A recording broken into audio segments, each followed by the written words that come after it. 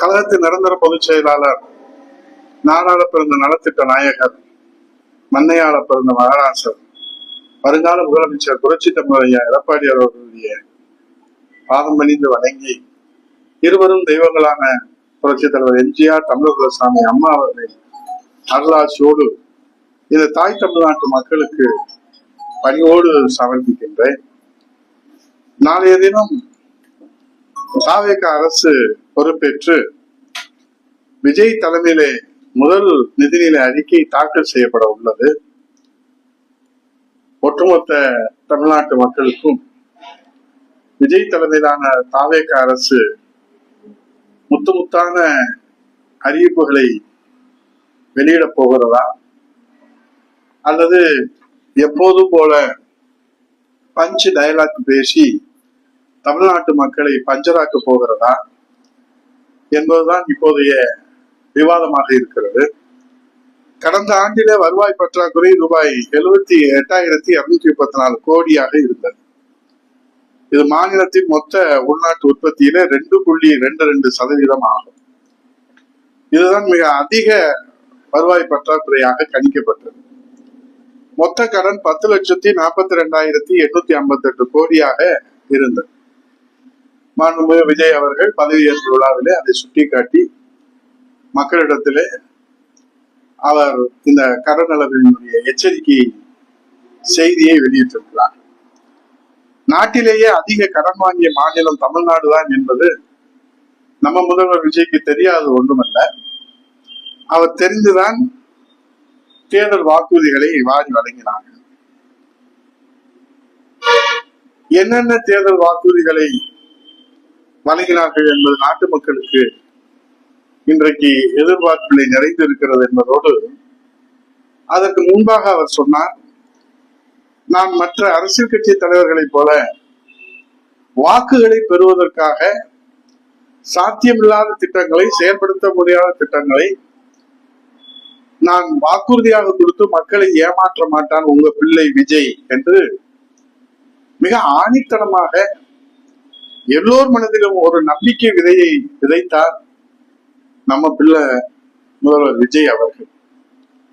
ஆனால் இந்த 2026-27 நிதியாண்டில வருவாய் பற்றாக்குறை சுமார் 90,500 கோடியாக உயரும் என்றும், நிதி பற்றாக்குறை ரூபாய் 1,64,000 கோடியை நெருங்கக்கூடும் என்றும் பொருளாதார வல்லுநர்கள் கணித்திருக்கிறார்கள்.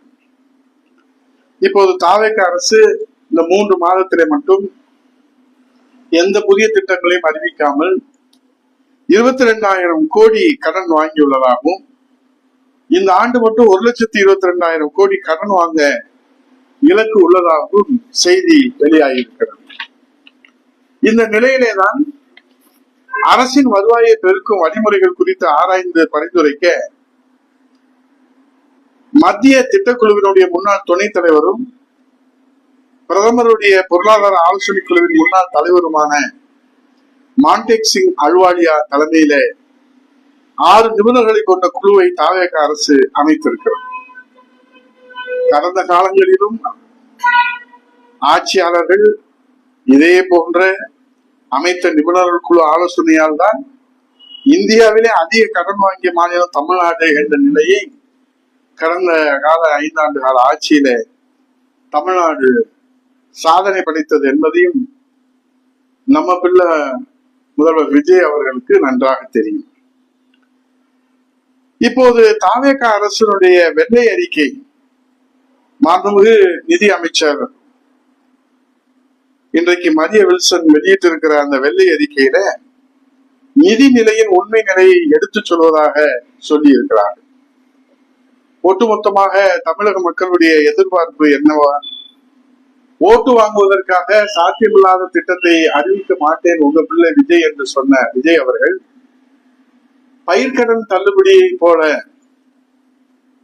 ஒட்டுமொத்தமாக விவசாயிகளை போராட்ட களத்திலே தள்ளி இருக்கிறாரே, அதே போன்று இந்த பட்ஜெட்டிலும் அறிவிப்புகளை மக்களின் நம்பிக்கையை நிறைவேற்றுவதாக இருக்குமா, அல்லது திருப்பதி மொட்டை போட்டது போல மக்களுக்கு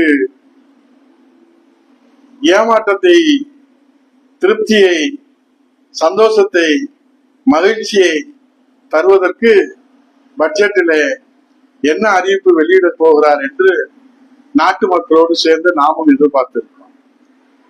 ஏனென்றால் முதல் கோணல் முற்றுல் கோணல். முதல்வராக பதவியேற்று முதல் கையெழுத்து போட்ட பயிர்க்கடன் தள்ளுபடியே விவசாயிகள் இன்றைக்கு வீதியிலே நிறுத்தி இருக்கிறார் நம்ம முதல்வர் விஜய் அவர்கள்.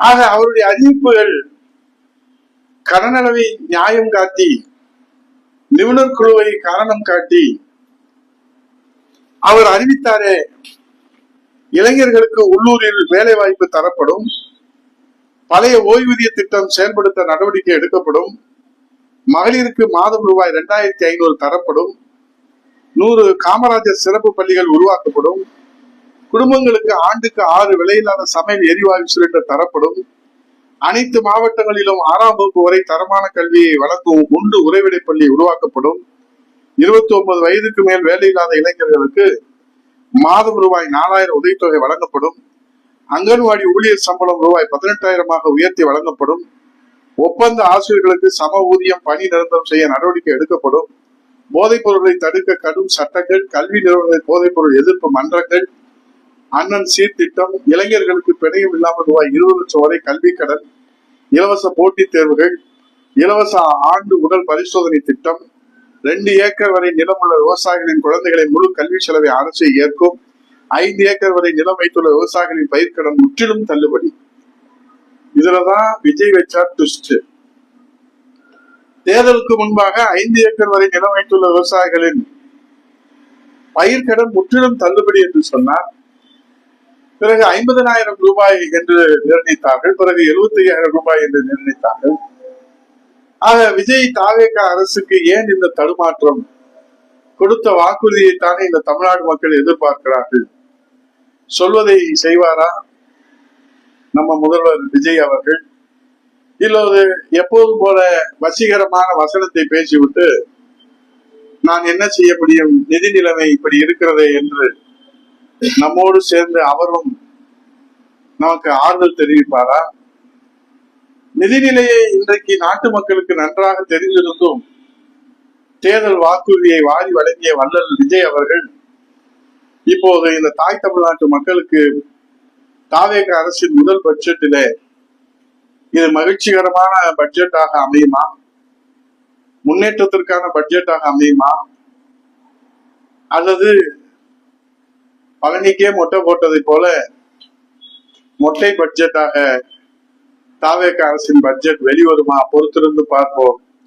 சொன்னதை செய்வாரா நம்ம பிள்ளை விஜய்? இல்லை நியாயம் கற்பிப்பாரா கடன் அளவை சொல்லி? பொறுத்திருந்து பார்ப்போம். நம்ம பிள்ளை விஜய் சும்மா தூள் கிளப்புவாரு என்று நம்பிக்கொண்டிருக்கிற மக்களுக்கு பட்டை நாமத்தை போடாமல் இருந்தால் சரிதான் என்று சொல்லி பொறுத்திருப்போம். நன்றி, வணக்கம்.